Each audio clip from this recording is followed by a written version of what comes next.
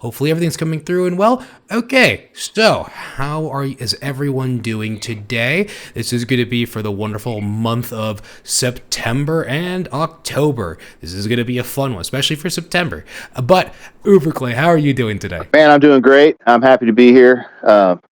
Thank you for having me. And, we've got some fun stuff to talk about tonight. You shouldn't be thanking me as much as we should be thanking our wonderful channel sponsors. That's right, Aho Patchworks and Intrusive Designs. Those are wonderful shirts and wonderful patches. You can look at that nice links below and, use the coupon code /AGCast for a wonderful discount at the end of your order. But with that out of the way, let's just get into it. Let's go through the long list that is September. All right, so I think what we'll do is we'll let's talk about the betas first. So September betas is a goose egg. Like, we did not start anything new in September, but we did start some new betas in October. So if you want, and they're cool. So we can, I figure we talk about like the first one, which is like got a lot of attention. It's called the Trash Panda, and I have a picture of it here for you, but it is actually if you'll remember, there was a really old beta that never made it to release. It's called the VC15. This is similar, but it's inspired by the Orca. This is called the Trash Panda. So a lever action AR-15. So, we've seen pump action AR-15s. Obviously, there's semi-auto AR-15s, and I've seen a couple of alpha bolt, like straight pull bolt action sort of AR-15s. This is basically the one very active lever action AR-15, and this is based on the Orca. It has an internal magazine. The lever is actually like housed internally. We don't have a printed carrier for this, which was kind of something that we did have with the VC15. So you have to like have a sacrificial carrier that you're willing to cut off. But other than that, straight standard AR-15 parts. We got current builds being tested in 300 blackout and 5.56. Okay, yeah, I'm taking a quick little look at it. I can see the obvious Orca design where there's a nice hose clamp, I guess, kind of acting almost as like a barrel mount in a way. That's actually quite interesting, the barrel mount system. Right. And I guess, an AR-15 barrel, like, let's be real on this one, for something like this, you could probably get away with using a little bit of a lesser quality one anyways. Oh, absolutely. I posted a link not too long ago where AR-15 discounts had 5.56 I think they were government profile, but they were $50. I mean, $50. You could get a 16-inch 5.56 AR-15 barrel. I mean, this is theoretically a really cheap build if you can get it. Well, I mean, and also, is like a normal AR-15 bolt can also take a 300 blackout round, right? That's the whole point of it, right? You can use 300 blackout. You don't want to use the same barrel, obviously, but you could use just like a normal 300 blackout or bullet in a AR-15 bolt. But okay, I'm just looking at this right now. Just take a quick little look. I see what looks like to be like almost like a fiberglass little thing with the lever. I guess probably to help with structure. Yeah, this does use like send cut send. I want to say carbon fiber and or like little sheet metal. What you want to call it, like additions to the lever. It's kind of how they get away with it being, so slim. But that is what you're seeing. There's a really comprehensive. It's great because when the dev's name is Aviatrix or something, but when he brought me the project, and you rarely see this, and as the beta manager is something I really got to tell you, I just, was so appreciative of. But he said, "Hey, I got this thing, I got this project, I want to have a beta." And I'm like, "Okay, so here's the thing, whatever." I gave him all the info.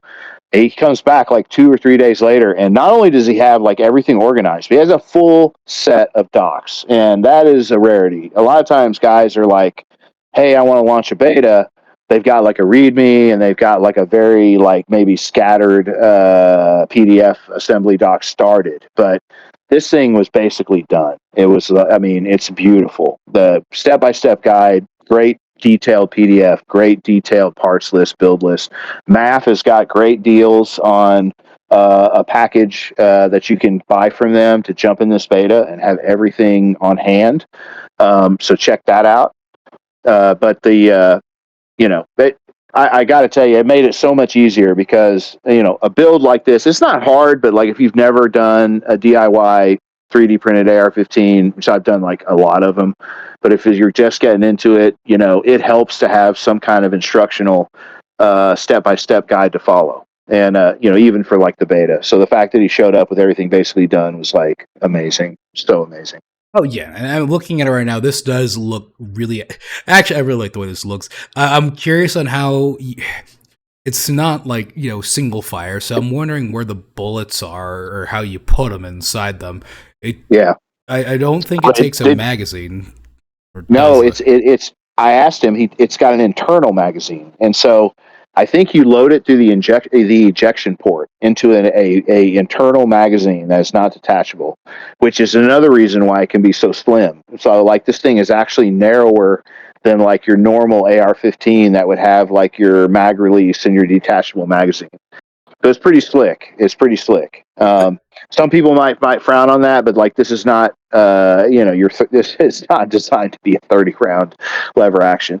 But suppressors are going to 0 in the States. Great host for a subsonic 300 blackout build right here. I was going to mention that specifically because I had the joys of shooting. What was it? I think 3D Arms. I think he worked on it with, I forgot who else, but it was like the Apple Pie or something. His like little pump action AR, which he let me shoot it with a suppressor on it and like 300 blackout.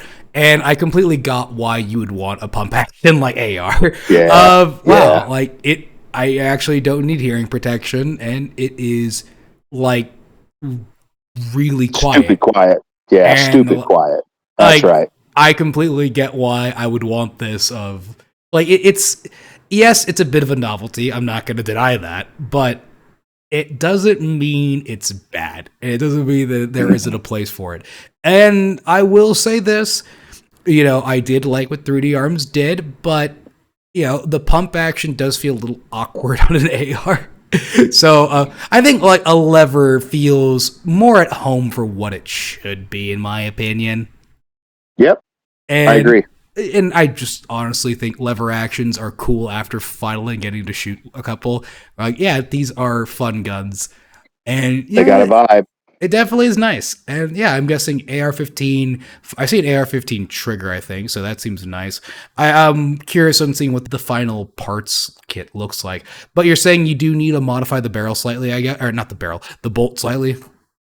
Yeah, well, not the bolt, but the carrier. So what you got to do is they cut the carrier off, halfway back, and then I'm not sure the attachment method, but they're doing something to attach the lever at that point. So you are going to sacrifice a carrier, but like I say, Maps got them. I mean, they're $25 or something. I mean, they're not bad, and they've got a package right now going on that you can find that's a barrel and a carrier, and I don't know, maybe a gas block or something. I think the idea here, if I remember right, is they were installing the gas block backwards to block up the gas port, because otherwise, like on the VC-15, when you would shoot it, if you don't cover the gas port, you get like a puff of flame that comes up out of there, and it's a little obnoxious. But what they're doing is, if you put the gas port on, or the gas port on backwards, it blocks the hole up, and it doesn't look atrocious. Interesting. Well, yeah. Anyways. It's a trip. That's actually pretty nice. That's a very. I didn't really think about it, but that's a good point. But I guess besides that, simple enough. This would be a fun one to build. I'm curious to see where this one goes. Just again because of the whole suppressor thing. This would be a fun, I think, suppressor tester, if anything. But absolutely, yeah. It'd be this would be a fun little. I mean, ARs are cheap. Parts are cheap.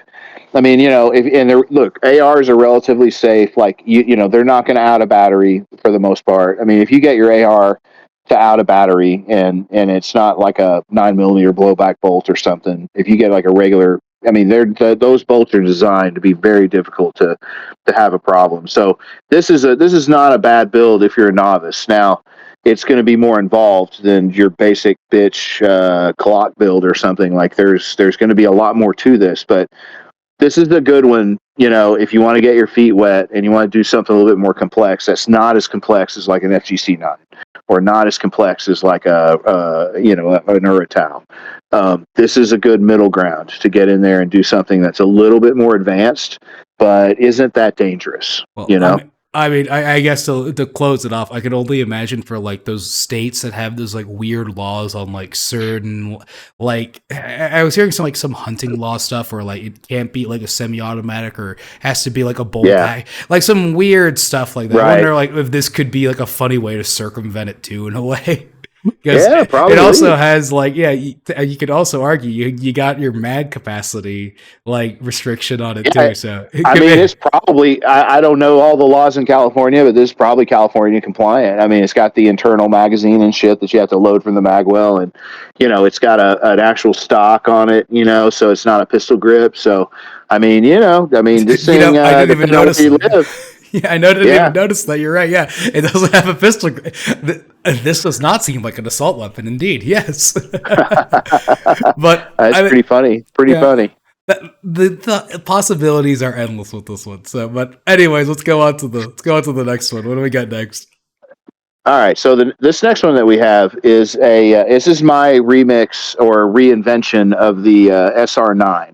So the Ruger SR9 was originally an FDMA frame from way back in the day, and so what I did is I took a Glock frame that was actually is one of Unseen Killers, and I did a thing where like I basically took the shell of one frame and transplanted the internals of another, and I made basically a reinvention of the SR9, SR40, and there's actually a third model that works with this. It's called a Ruger 9E, and the Ruger 9E is the economy model of the SR9.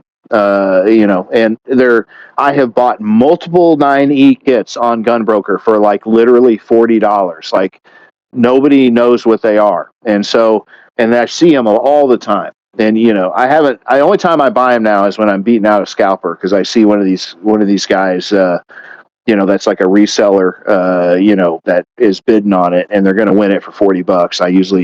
I'm like, fuck that. So, if you bid on it and you're not one of the scalpers, I'm not gonna outbid you. But if you see me bid on one, it's probably because there was an asshole about to win it, and I was either going to make him pay a fair price or it was going to go to me. But I digress. This is a 3D printed frame for a Ruger SR9, SR40, 9E. It's either a 9mm or 40 Smith & Wesson. It takes a Glock magazine. So, it's high capacity. And, the SR guns, while I appreciate the nod to OEM, the magazines were I think limited to 10 rounds. It's really a struggle for me to find the motivation to put a OEM magazine in this gun. So I haven't yet. It's Glock mags. That's just the way it is. It uses a Riptide Rails SR rail, which is about $20 if you get it in aluminum. So I have multiple iterations of this for well under $100 by the time you include the parts kit, the rails, and the Glock mag and the Glock mag spring. And they're brilliant, totally brilliant. I'm glad I could just have you to say everything you needed for this one. That's great, actually. But okay, yeah. I mean, my immediate thought was like, oh, I see a PMAG, a Glock PMAG, and that's actually kind of neat. Yes. Or I guess your twin brother's going to be a little upset about this one, but who cares? I know. Really in the situation. Well, but, he gives me shit all the time. Every time I post about this gun, he's in the comments going like, "Where's my OEM mag?" And okay, again, I appreciate that. I might do it at some point. It's a fucking 10-round mag. This gun is not the gun you want. I mean, it's just it's a cheap blaster. It's cool. I mean, I think it's cool and I like it, and I have a bunch of them and I shoot them. But I don't know, man. I gotta I don't know. You're gonna have to catch me on the right day for me to sit down and CAD that shit. I mean, I like I said, I don't count it out, but it's like that's not my focus, man. I mean, this gun, to take it seriously, like it needs to have a fucking high capacity magazine in it. I mean, it's just the way it is. I will, yeah. I feel like you kind of covered a lot of the things about it pretty much, but I mean, yeah, ergonomic wise, I guess it looks like you got that cool looking little grip on there. I mean, is there any other grips on it too? I do. I have lots of different textures that I've applied to this. So there's some other stuff, some other frames that I've made that are just plain. I've got some that are just like my typical fuzzy skin. This here is a one that I did in fancy scroll work. So and if you get in the beta and you want to help, if you have a request, this frame is super easy to texture. And when I release it, it's probably going to have at least 3 or 4 or 5 baked in textures anyway. So this is one that's easy to customize, and it's cheap to build. It's easy to get parts for. This is kind of like what GunCAD is to me. There's two sides of GunCAD. There's like your high end, let's do a gutter cheese, like full on, MP5 rattle can, amazing, magnificent job. And then there's like, okay, so like, I don't have a lot of money. I work a day job. What's something that is still cool that I can customize and build and not spend a ton of money? And this is what this is. This is that in spades. It's basically similar to a Recession Ruger, but like more of a traditional styling of where it's a pistol and it doesn't look like it's not where the fire control group is behind the magazine and shit. So this gun here is the cheapest thing you can make besides a High Point. Like, I don't think you could make a cheaper gun than this besides a High Point. And this gun is fucking infinitely better. I'm sorry, because I got love for the High Points. Okay, this gun is infinitely better than a High Point. Yeah, you're not wrong on that one, but it just brings back old memories of the old FNS 40, and that yes. We'll never have a day like that again where we just could get like actually pretty damn good shit for like $40. Nothing. Yeah.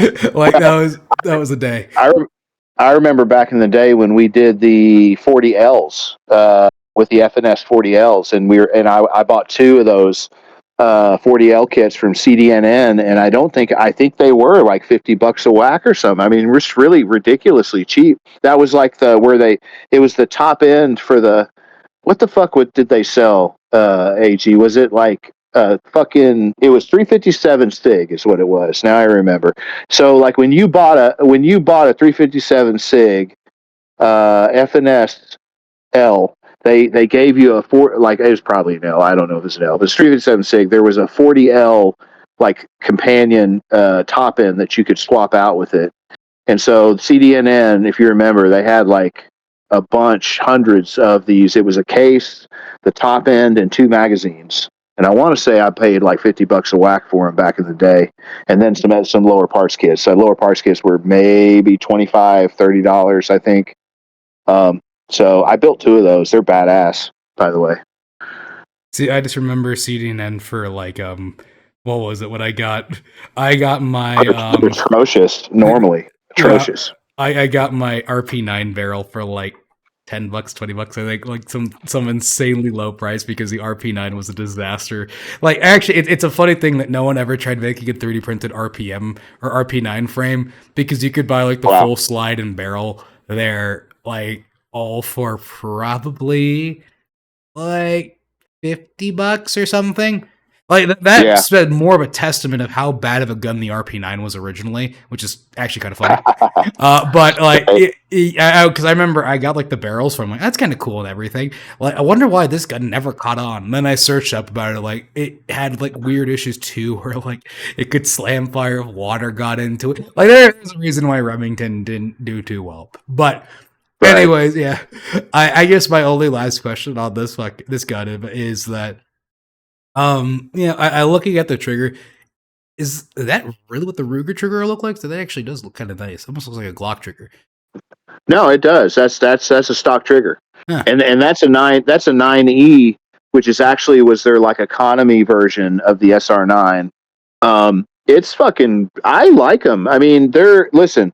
That trigger is every bit as good as a Glock trigger, and it's not. It's definitely not as bad as a Smith and Wesson trigger from back in the day, right? So Yeah. it's like on par with like a Gen 2 Glock trigger, and maybe a little better, maybe even a little better.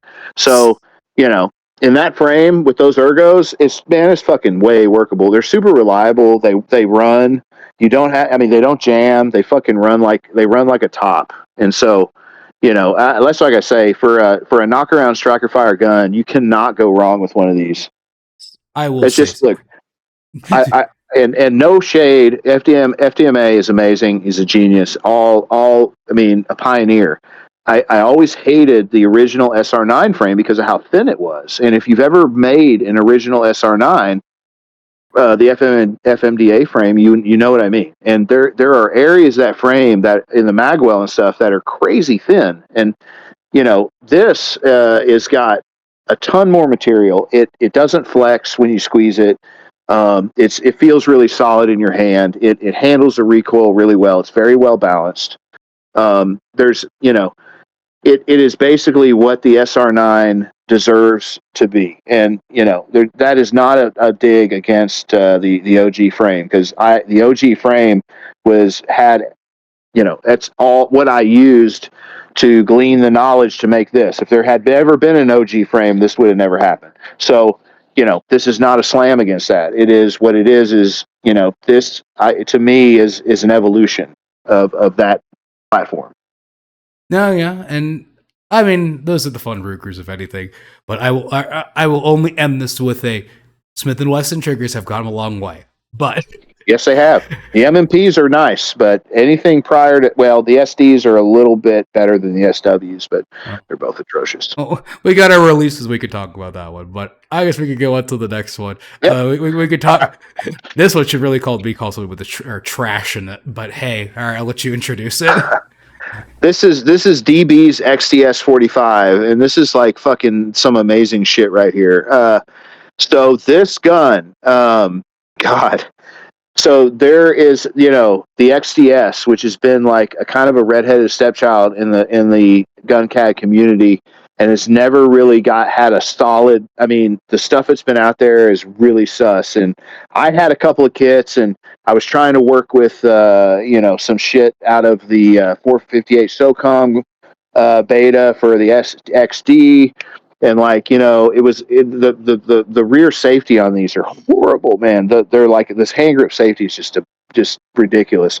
So I got with DB, and DB was like messing around with the Hellcat, and then he showed me some stuff that he was doing with the XDS, and I was like, bro. I was like, let me see that, and like before I could even get my hands on it to work it out, like he just pops up at like a couple of days later with a finished frame and going like, I got it. And I was like, fuck yeah. So I did the remix for the mod.2 because I had a mod.2 kit. There's like two flavors. There's the XDS45, the XDS45 mod.2. That's like where they used, I think, an XDM locking block, and the rest of the parts are the same. So like your locking block is a little different. But the best thing about this frame is it's like better than the OEM frame, number one. Number two, we delete the fucking hand grip safety, which you uninstall it out of the rear sear, and it makes the gun like a million times better without that. It improves the trigger pull, the feel of the gun, the way it shoots. I mean, it's just amazing. And honestly, that's probably where we should have gone with this thing from the beginning, because the hanger safety is retarded. The ergos and the texturing is amazing. We've got a couple different varieties in the beta to build. I've made several of these. I printed ones, like one of my Apex prints maybe ever, out of two-color nylon. That is like, I mean, it's my new EDC. I gotta be real. Like, I'm carrying it as my new EDC. It's so badass. We've got 3 different frames: the Mod 2, the regular, and then a specialized frame for the XDS regular that uses that light that you see in the picture.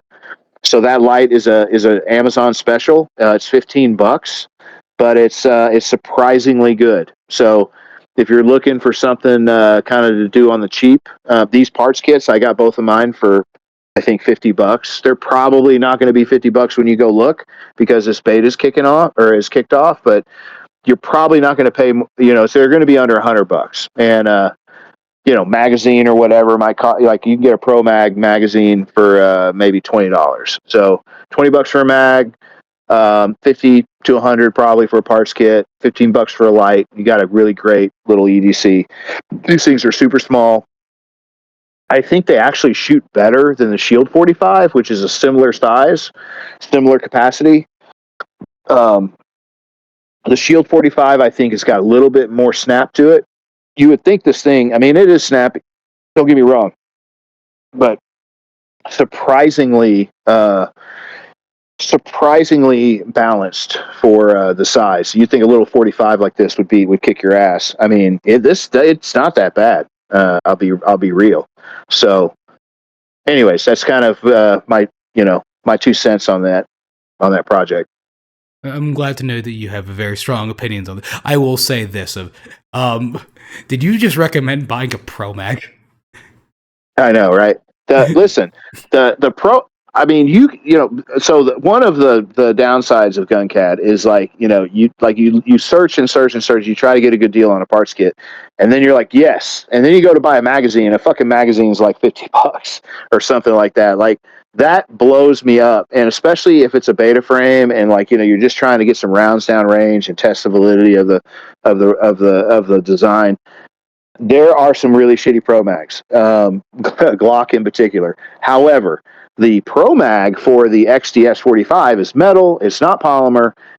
It is a little bit different dimensionally. So I had to work with DB to modify the frame because they're fatter, I guess you could say. They don't fit in the magwell of a regular SDS mag. Or, well, he sized the mag to the XDS mag. The OEM magwell is probably big enough for both, but whatever. So, anyways, the one that I have a Pro Mag, and then I have an OEM Springfield mag. They both are really super solid. The Pro Mag even is super solid. So, I get it. They do make some mags that are kind of shitty. However, if I'm going to try to get into a beta design, it just kills me to try to look for a good deal on a kit, and then I got to pay through the nose for a magazine. That's where they get you. I mean, when I was doing the Tolkarev shit, sometimes I had to pay fucking $90 for a magazine, and I just want to go kill myself. It's like that's fucked up. Yeah. I mean, I will say one thing. Perhaps I am in the the silent, or I'm going to say the silent majority, that I actually did prefer the grip safety. I think the grip safety was a good idea. Yeah, not on this gun. I mean, the XD, it works and it doesn't inhibit the trigger pull, but on all of my XDSs, the ones that I've messed around with, anyways, the hand grip safety's funky, and it's a pain in the ass. Actually, I will say that I did hold an XDS once, and it's supposed to mimic, I think, the 1911 grip safety. However, I've never really ever once had an issue with the 1911 grip safety. Never. I have had an issue with an XDS safety where I was like, am I not actually gripping it enough? Okay, shit. And then again, you did remove the grip zone. It seems like it doesn't have the grip zone anymore. Yeah, I mean that's the thing is that this frame is a brilliant example of not necessarily being minimalist, but focusing on the shit that matters. And so fuck that grip safety, and let's do some decent and still keep it small and compact. And it's beautiful, man. This is one of my favorite recent designs that's come out. And nothing could, like I said, I mean, I liked it enough to where this is what I'm carrying. It's what I've been carrying for the last few weeks. And so, if that's not some kind of statement of support, I don't know what is. They're brilliant. I guess anything else I should probably add? Let me think about it. So is all the rails and everything internal though? So if I buy a parts kit, it should all be self-contained in a way. Yep. Okay, good. Yep, rails are integrated. You don't have to buy anything extra other than maybe a magazine. And then there's a full set of instructions in the beta room on how to remove the grip safety and how to assemble. Okay, well, Anyways, I won't belabor this too much because I'm not the biggest Hellcat fan, or really at all. Well, but right, it's it's almost. not Hellcat, I mean, XDS. My bad. A trash panda by a different name, I suppose. I am treating it as a pocket pistol, but it's definitely on the larger end of the pocket pistols. But it's still, I mean, it's hella small. I gotta tell you, it's a lot more fun to shoot than a fucking DB9 Hornet. That is we're talking low bars here, my friend. Next, you're gonna say it's better than an LCP1. I know it is better than LCP1. That's wow. That's a really high barrier on that one. The trigger that you never goes. Yeah, but we can move on to releases. We've got 4 releases to talk about. We got 2 releases in September and 2 releases in October. Okay, so I can start with the releases in September. The first one we had was the Plasticcatto. Yay! This is like the fully printed competition Glock, 17L experience. And so, it's got an integrated compensator. It's got totally modular magwell, flared magwell, whatever. It also has a completely 3D printed mag holster and mag holder. So literally, you can print the whole entire thing with a belt and go compete with a fully 3D printed rig. And as the dev fully or mostly peaceful machine shop does. And anyway, so it's kind of cool. The comp on it, we talked about it when we talked about it launching into beta. It's a ice cream sandwich style, which if you don't know what that is, it uses metal plates top and bottom with printed left and right. This thing has got like integrated, you could, I think it's cavities or whatever for tungsten weights if you want to weigh down the front. So, I mean, there's all kinds of stuff you can do here. But the idea is it's a fully 3D printed competition rig that you can download and have at. I mean, you're also free. I mean, I guess we can be quick about this one because I think we talked about this one a lot, and I think it's everything about this is quite self-explanatory. Really, the big thing is, again, you have a built-in holster. You see the gas pedal on there. If you've never fired a handgun with a gas pedal on there, like a nice little place to rest your thumb, that really helps a lot when it comes to managing recoil. It is actually just really nice to have there because it just. I don't know. It helps you just almost stay on target more. It gives your secondary support hand a place to be. It does feel really nice to have there. And then the other thing too is the flared magwell, pretty nice. And then one of the downsides about those gas pedals are sometimes you give up some holster compatibility with them, and that's why he made his own holster with it, which is also really nice. Yes. One thing we did not mention a little bit in the back there was you replace the rear sight with what is essentially like a charging handle, which honestly, my opinion on that is if for a competition gun, it makes sense. You have a red dot, why not? And also kind of, I'm told you're not supposed to do this, but you could also use the red dot itself as a charging handle. That's in its own things. But aside from that, this is one of those designs. I mean, it's always a nice thing to see when a beta, I want to say this wasn't a beta too long ago. I feel like this one was a rather recent one, and I'm glad to see it's finally pushed itself. It went fast. That's right. There some of these, especially like a Glock build, the design and the methodology is very established. So it doesn't have to. We're going to test it and we're going to run a beta on it, but it's not it doesn't have to be as exhaustive because a lot of the knowledge is already known about it. And, this being, it's not a minimalist frame. It's a, if anything, it's got extra material and extra, meat where it counts, so to speak, that, really what we're testing is the fit, the finish, is it buildable? Does the compensator survive? All that shit. When do things start to fail? And so it made the beta paces pretty quickly to release. It was in beta for maybe a couple of months, but we were able to get it turned around pretty fast. Well, I mean, besides that, we can move on to the next one because I think the next one is honestly one of those like, oh wow, that's a name I haven't heard in a while for. So I'll let you introduce it. Yes, this is the Boombox. That was our other release for September. The Boombox is a rail-mounted muzzle device, and so there's different options in there. But one of the options is it can be a suppressor, and one of the options is it can be like a flash cam, and one of the options I think is just a like a faux suppressor, like where it's just open. But anyways, the idea here is that if you don't have a threaded barrel, you can print this up, and you have a quick detach device that mounts on your pick rail, and then you print this up, and you can attach it on and off easily via this quick attach detach system that's part of the release for this muzzle device. And so once stamps go to 0 in January, this becomes very attractive because other than the FTN, this would give you the ability to 3D print a hearing protection that you don't have to have a threaded barrel for.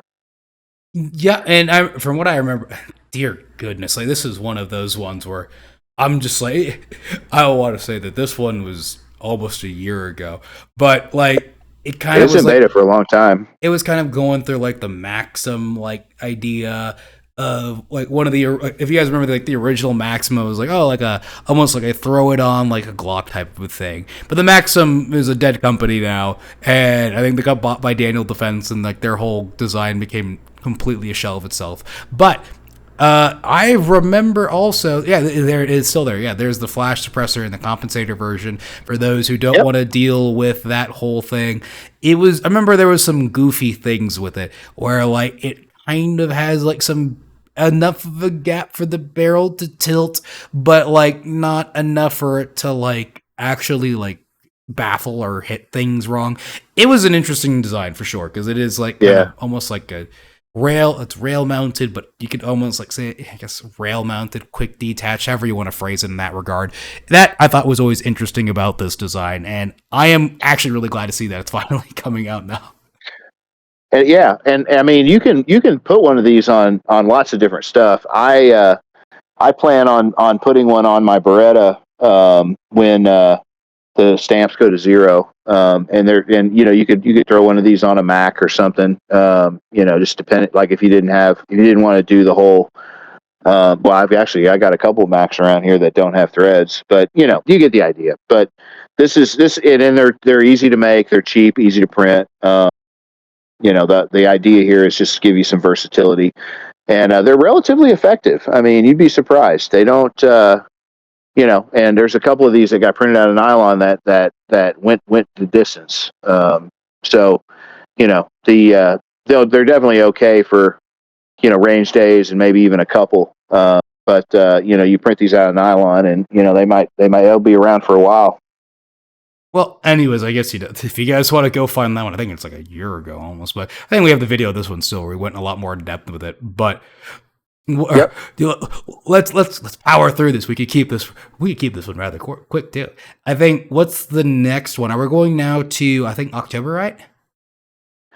Yeah. So we have two releases in October. The first one is the More dakka V2. This is my V2 of the More dakka, which is the MMP 45. You see a picture of it there.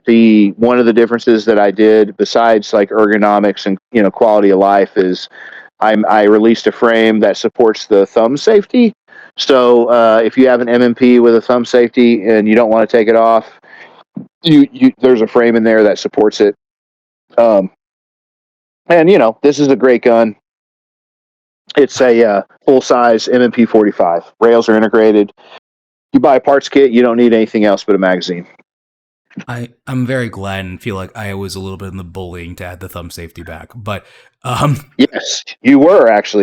And what's funny is I would never have done it, but you mentioned it, and then the stars aligned, and there was a kid on Gunbroker that had because most of them don't have it, right? And or at least the ones that I've seen, they don't have it. So there was a kid on Gunbroker with a thumb safety, and I was like, fuck. So I had to buy it, and that's what drove the dev process for it. And we had a little bit of an issue because the frame that I wanted to use was very reminiscent of the OEM. Like, I like doing things sometimes in the OEM styling. This is one of those frames, and I tried to kind of copy what Smith and Wesson had done with the MMP series. And honestly, in PLA Plus, I had to do a lot of revisions to engineer around the recoil forces of the 45 ACP in PLA Plus. It was me, the guys in the beta were great. We did a lot of testing. But the frame that's out there now and the printed in the orientation that's recommended is perfect. It's beautiful, very resilient. But I probably went through 3 or 4 strong revisions, just trying to over engineer the frame in PLA Plus so that, it had longevity and we didn't get cracking and stress fractures and stuff. This, the gun is very ergonomic. It very balanced, fits great in the hand. There's a consequence to that. The original Mordaka is like holding a fucking burrito or a 2x4. It's huge. That's great because it it doesn't skip a beat. It can handle all the recoil forces that you want to throw at it. This one is different because of the fact that I slimmed it down so much. And so, in order for us to get that OEM feel, we had to dance around reinforcing some areas so that we had enough material there and it would survive. And, at the end of the day, we were successful with that. So. No, yeah, and I think you obviously, being the developer, have a great way to summarize everything pretty good. But I mean, it is one of the. It's a fun. I like Smith and Wessons, and I guess if we want to go to the next one, we can go to that one. I guess you're like the baby brother. This is the baby brother. Yep. Okay. So this is Optimal Fails, Phalanx 45, man. And, this is his, frame. I am honored and privileged that I was able to help with this a little bit. He had a brilliant design. I did the dolled up version that you see there in the picture. And it is solid, man. I've got 2 of these, and they're fucking badass. I don't know why, but but compared to the full size, we never had a really huge issue with it cracking, or getting stress fractures. And I don't know, it's just the stronger recoil spring or what. But anyways, it's brilliant. It's a single stack 45. It's made to be very concealable.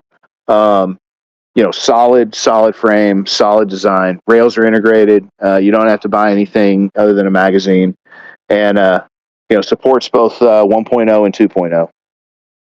I mean, it's one of those ones where I guess I feel like a lot of the same things kind of apply with the most recent one too. It's Smith and Wesson. Smith and Wesson kind of has a good way of doing it. Other things. I mean, I like this one too because when you also need to think about it too, it's like I think they're like extended mag, which I think is what that mag you have featured in it is like the same capacity as a 1911 also, which is funny. I think it is. I think it's like 7 rounds, right? Yeah, 7 plus 1. So right. yeah, it's 8 rounds, which is like it's neat, and also the thumb safety is included too. So yay. Yes. I carry a Shield Plus, so it's a 9mm, so a little different, but I like my Shield a lot. The original Shield triggers, the little hinge ones, they got better around the 2.0, but like that when they switched to the blade style trigger, it became significantly nicer in my opinion. But you really can't go wrong with them. I feel like Smith and Wessons are rather reliable. You don't really hear stories of people shooting their legs or other goofy things with them. Smith and Wessons. So the MMP series, any MMP, and I mean, honestly, at this point with these 2 releases, I think we have a frame for almost every MMP that's out there, right? So if you got a 9, a 40, a 45, a Shield, a 45 Shield, we don't have an EZ frame, but other than the EZ, I think that we've got, a frame for anything that's out there. These are great guns. You can find the parts. You normally don't cost you an arm and a leg, and they're very buildable. Get the parts kit, you print the frame, you're off to the races. So if you're in a place where you can do that type of thing, and you can get the parts kits sent to you. This is an easy one to do. It should like a Shield 45. This should be sub 150, and maybe if you get lucky, you'll get half that per kit. So great gun. I'll say this. I mean, again, I guess to close this off more than anything else, is I'm a big M&P fan. I will say this: if it's not a Glock, I would probably choose an M&P myself. It's just agreed. It's one of my favorite guns, and you know what? Sometimes I want to be a little more patriotic and buy an American gun, and this is the American gun that I would probably get. But it's sort of that's my little fanboyish part of it. I mean, I'm glad that these releases. I'm really glad to see the Boombox got released. In all honesty, that is one of those ones where I'm like, oh wow, that is a name I haven't heard in a while. Good for Toxic Zombie, by the way. I know he's been working on that. Toxic Zombie. Yeah, no, that thing was in beta for a while, and really, honestly, guys, especially for something like the Boombox, which parts kit build is a little bit easier, but like anything like the Trash Panda, anything like the Boombox, that's a lot of. I mean, it takes a lot to get something through release. Like this is not, some bullshit. Are we cool yet? Thing that you can just throw out there. Like it's never going to get approved. So, kudos to Toxic Zombie. Like he did a great job putting together a really detailed assembly guide, a really detailed instructional guide. And it's a lot of work, man, to do that type of thing. And so, the beta might last however long. And then there's, you got, I don't even know. There's no telling how many hours he put into it. I want to say there's a video too of, he even did a whole video of like a assembling, putting one together. But anyways, the idea is that a lot of these releases, like the stuff that comes out, like the more dakka and whatever that uses a parts kit, like it's work, but it's nowhere near the level of detail and autism that you have to have and to put in the work to make a guide that is going to support a big time DIY project. So I got to give it up. Kudos to those guys. I really feel like that's a harder job. Yeah, and I'm going to count this as part of the conclusions in that case. But yeah, for anyone that's been watching this for at least now, for how long we've been doing it, is that, yeah, there are some projects that were really interesting that were a lot more, kind of crazy with some of the ideas that kind of are still just working. So whenever you see something like that, I can recognize from like a while ago and see it actually finally released, it's a kind of a nice feeling of it finally got pushed beyond that edge. Finally got pushed past the finish line, which is nice in that regard. There are always these really cool designs that you will see out there. Again, the Trash Panda seems to be that one for me, really. That if you really see this and you want to see it to its conclusion, you can always join and you can find the way to help out in your own way, in all honesty. Just being able to build it is enough of a help, I would say, than anything else. And where could they do that, by the way? Well, on Deterrence Suspense Rocket Chat, I post, if you go to controlpew.com, I have been trying to make a beta post every time we launch a new beta. So if that's probably the easiest place to pick it up. Keep your eyes on controlpew.com. You can see the new betas as they roll out. You can find betas that you might be interested in if you don't have a Rocket Chat account. And then on controlpew.com, there's links that you can find instructions on how to make a Rocket Chat account and how to get onto Deterrence Suspense Rocket Chat. And that's where we do all the beta testing. That's kind of the community hub. If you've never seen it or don't have an account, I tell you should go make one and check it out. Maybe it's for you, maybe it's not. But if anything, there's some chat rooms and some forums you might find interesting. You can always kind of see what's going on. There's a lot of stuff to participate in if you so desire.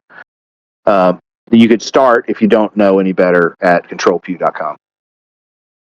Well, anyways, I guess with that, we'll call it there. But thank you so much for stopping by, and hopefully we'll see you guys again next month. Have a nice day. Right on, man. Thank you.